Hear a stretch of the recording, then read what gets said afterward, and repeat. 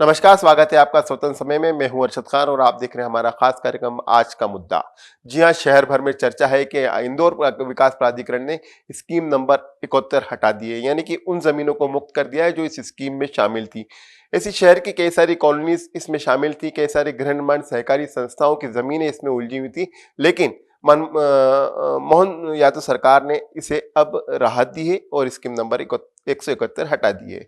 हम इसी विषय पर चर्चा करेंगे राजेश राठौर जी से, जो वरिष्ठ पत्रकार हैं। उनके विचार जानेंगे कि 171 स्कीम हट जाने के बाद कितना फायदा होगा उन लोगों को जिन्होंने 25 साल 20 साल पहले प्लॉट लिए थे उन संस्थाओं की कॉलोनी में जिन पर 171 लगी हुई थी। राजेश जी, बहुत स्वागत है आपका। क्या लगता है आपको 171 हट जाने के बाद किन लोगों को फायदा होगा? भूमाफियाओं को फायदा होगा, इंदौर विकास प्राधिकरण को फायदा होगा, या एक्चुअल उन लोगों को फायदा होगा जिन्होंने इसमें प्लॉट खरीदे थे? ऐसा है, स्कीम नंबर 171 पर सबसे पहले ये बात करना चाहिए कि इतने साल ये स्कीम आखिर क्यों अटकी रही। आईडीए को अधिकार है कि वो जमीन अधिग्रहित करके और उस पर कानूनी काटे डेवलपमेंट करें, उसके लिए समय सीमा 3 साल तय होती है।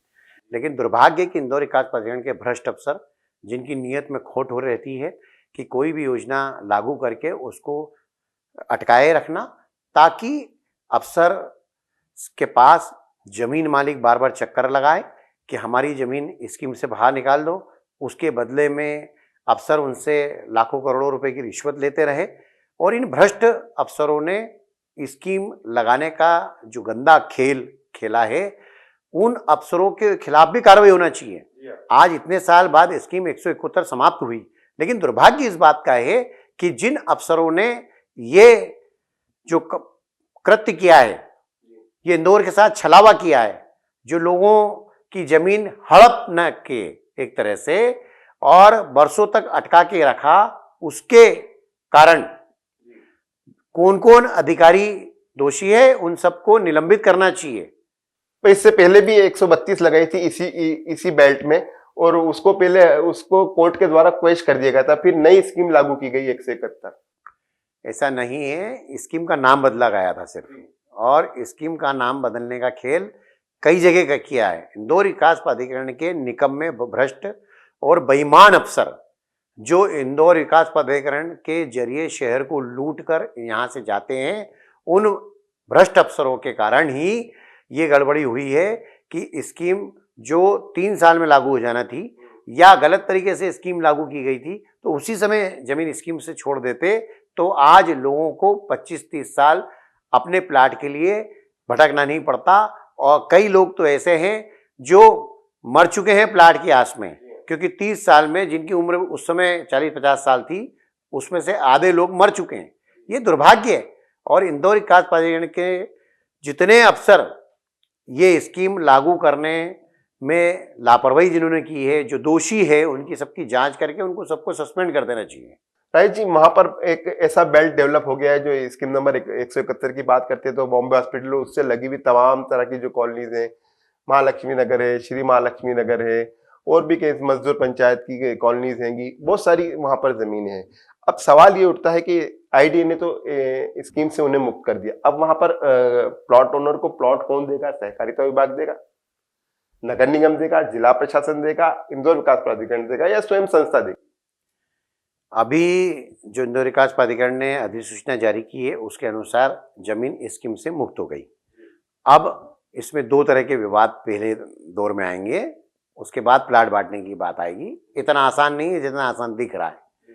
पहली बात तो ये कि कई गृह निर्माण संस्थाओं ने किसानों से जमीन खरीदने के जो एग्रीमेंट किए थे, आईडीए की स्कीम में जमीन होने के कारण किसानों को पूरा पैसा नहीं मिला।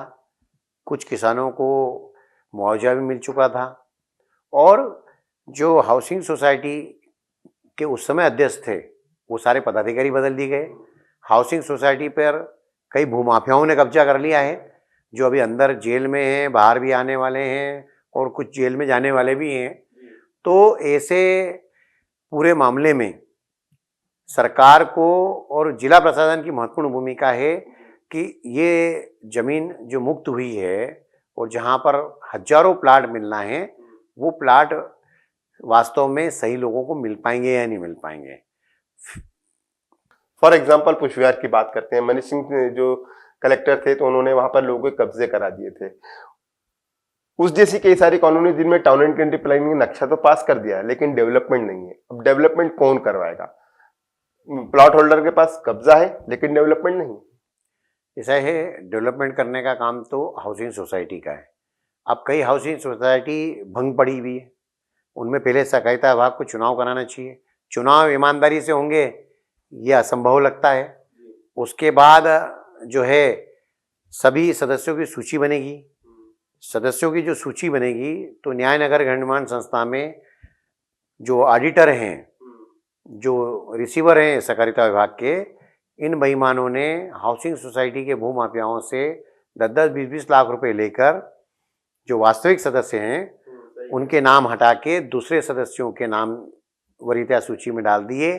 अब सूची बनाने को लेकर विवाद होगा।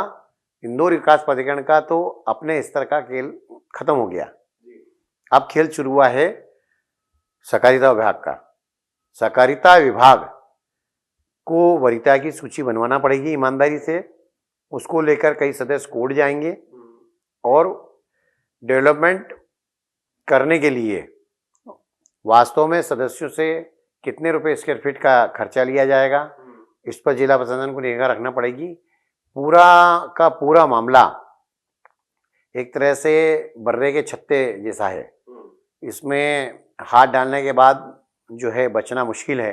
मुझे ऐसा लगता है कि जितनी दिक्कत आईडीए ने स्कीम डालकर इन सोसाइटियों में की थी, उतनी दिक्कत अब इन सोसाइटियों के जरिए वास्तविक सदस्यों को प्लाट मिल पाए, ये बहुत बड़ी चुनौती है। राजेश जी, मैंने एक शो किया था डायरी का डायरिया, उसमें भूमाफियों के अपना रोल है, रोल अपना। अब क्या यहाँ पर भी वही खेल चालू होगा? क्योंकि जैसे आपने बताया कि कई सारी संस्थाओं पर भूमाफियों ने कब्जे कर लिए और फर्जी सदस्य वहां पर उन्होंने बना दिए।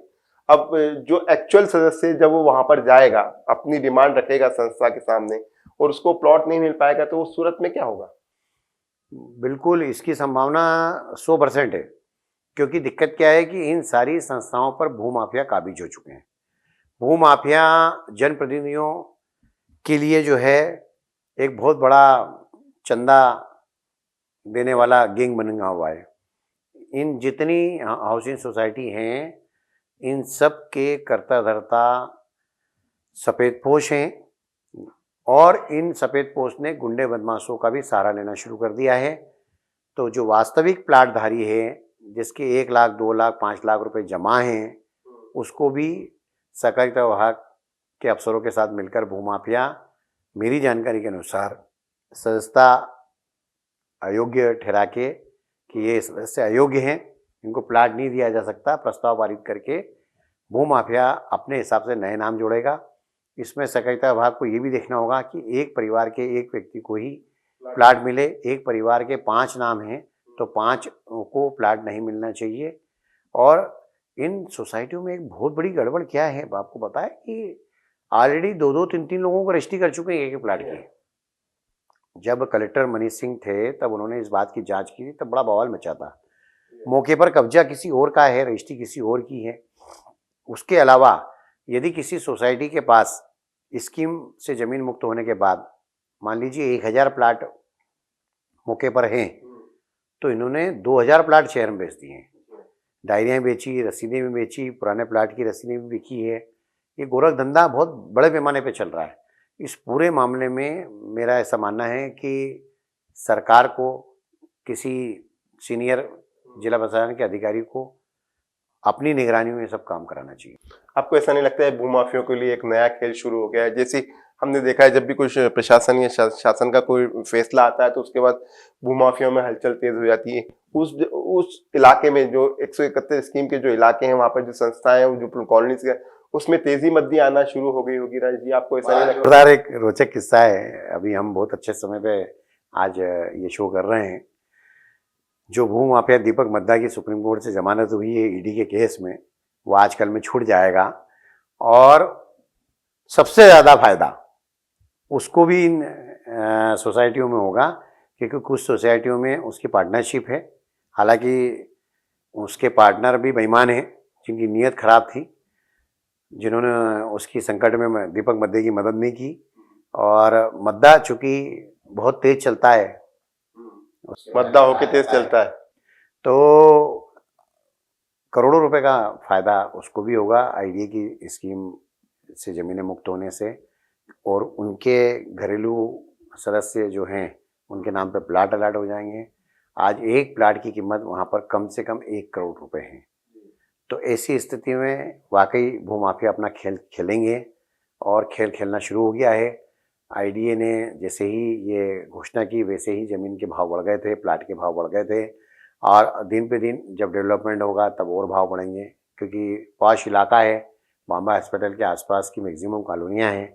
ऐसी स्थिति में, और मेरे को तो ऐसा लगता है कि प्लाट लेने को लेकर यदि खूनी संघर्ष भी हो जाता है तो कोई अतिशयोक्ति नहीं है। ये पूरा मामला करोड़ों रुपए का खेल का है, लगभग 5,000 करोड़ रुपए का खेल है ये। राय जी, एक काम और शुरू होगा क्या? आपको ऐसा लगता है कि डेवलपमेंट के नाम पर फिर एक बार फिर वसूली की जाएगी और प्लॉट होल्डर से कहा जाएगा कि इतने डेवलपमेंट चार्जेस आप जमा करिए तो हम आपको प्लॉट दे देंगे, या आप उसके ऊपर कब्जा कर सकते हैं? इसीलिए मैंने ये कहा कि इस मामले में सरकार को ध्यान रखना चाहिए, जिला प्रशासन के किसी वरिष्ठ अधिकारी की निगरानी में डेवलपमेंट से लेके वास्तविक संस्था के सदस्यों को प्लाट मिले, इसको लेकर पूरी प्लानिंग करना चाहिए और उसको सार्वजनिक भी करना चाहिए, ताकि किसी सदस्य को कोई आपत्ति हो तो वो शिकायत कर सके।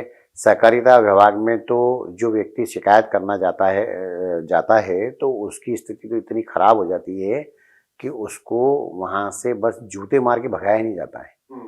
सहकारिता विभाग बिल्कुल 100% राज्य शासन का है, ये कहना गलत है। सहकारिता विभाग सिर्फ भूमाफियाओं का है। अंतिम प्रश्न मेरा आपसे, इस पूरे खेल में क्या भूमाफियाओं की चांदी होगी या आम लोगों के पे हाथ कुछ आज आएगा? भूमाफियाओं की जो है ना, चांदी नहीं है, भूमाफियाओं के हाथ में तो डायमंड आ गया है। और भूमाफिया इस मामले में जो खेल करेंगे, वो खेल में मेरा दावा है कि जनप्रतिनिधि भी गंगा में डुबकी की तरह शामिल रहेंगे। जी, बहुत शुक्रिया। जैसा कि बताया राज जी ने कि स्कीम नंबर 171 हटने के बाद भूमाफियाओं की चांदी नहीं, उनके हाथ में हीरे लग गए हैं, और ये देखने वाली बात होगी निश्चित रूप से। अगर मोहन यादव सरकार इस पर निगाह रखती है तो उन लोगों को जरूर प्लॉट मिलेंगे जिन्होंने सालों पहले संस्थाओं से प्लॉट लिए थे। फिलहाल हमारे इस खास कार्यक्रम आज के मुद्दे में इतना ही। ताज़ा तरीन खबरों के लिए देखते रहिए स्वतंत्र समय न्यूज़। धन्यवाद।